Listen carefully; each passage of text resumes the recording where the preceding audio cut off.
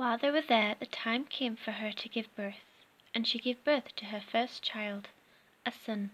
She wrapped him in a cloth and laid him down in a feeding trough, because there was no space for them in the living quarters.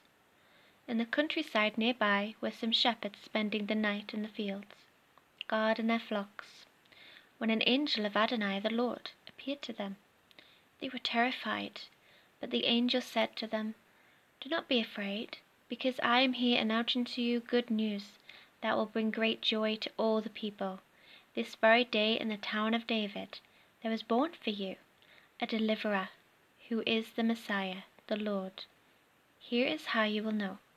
You will find a baby wrapped in cloth and lying in a feeding trough." Suddenly, along with the angel was a vast army from heaven, praising God. In the highest heaven, glory to God, and on earth, peace among people of good will.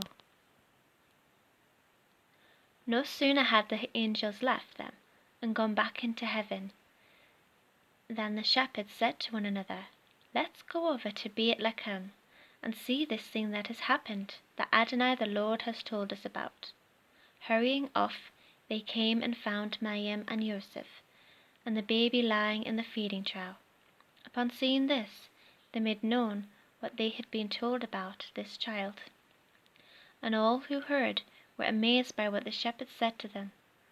Maryam treasured all these things and kept mulling them over in her heart. Meanwhile, the shepherds returned, glorifying and praising God for everything they had seen and heard. It had been just as they had been told. On the 8th day, when it was time for his Brit Milah, circumcision, he was given the name Yeshua, which is what the angel had called him before his conception.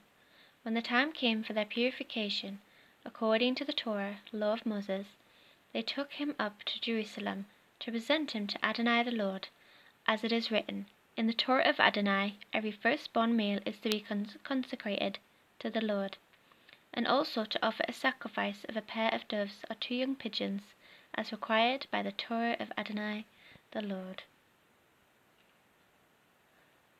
There was in Jerusalem a man named Simeon. This man was a tzaddik, righteous. He was devout, faithful, committed. He waited eagerly for God to comfort Israel, and the Rosh HaKodesh, Holy Spirit, was upon him. It had been revealed to him by the Rosh HaKodesh that he would not die before he had seen the Messiah of Adonai, the Lord. Prompted by the Spirit, he went into the temple courts, and when the parents brought in the child Yeshua to do for him what the Torah law required, Shimon took him in his arms, made a barakah, blessing to God, and said, "Now Adonai, according to your word, your servant is at peace as you let him go, for I have seen with my own eyes your Yeshua, salvation, which you prepared in the presence of all peoples, a light that will bring revelation to the Gentiles, and glory to your people Israel." Yeshua's father and mother were marveling in awe at the things Shimon was saying about him. Shimon blessed them and said to the child's mother, Maryam, "This child who caused many in Israel to fall and to rise, he will become a sign whom people will speak against. Moreover, a sword will pierce your own heart too. All this will happen in order to reveal many people's inmost thoughts." There was also a prophet named Anna bat Pinuel, daughter of Pinuel, of the tribe of Asher. She was a very old woman. She had lived with her husband 7 years after her marriage, and had remained a widow ever since. Now she was 84.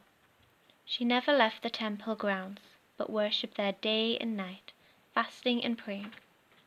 She came by at that moment and began thanking God, and speaking about the child to everyone who was waiting for Jerusalem to be liberated. Luke 2:1-38.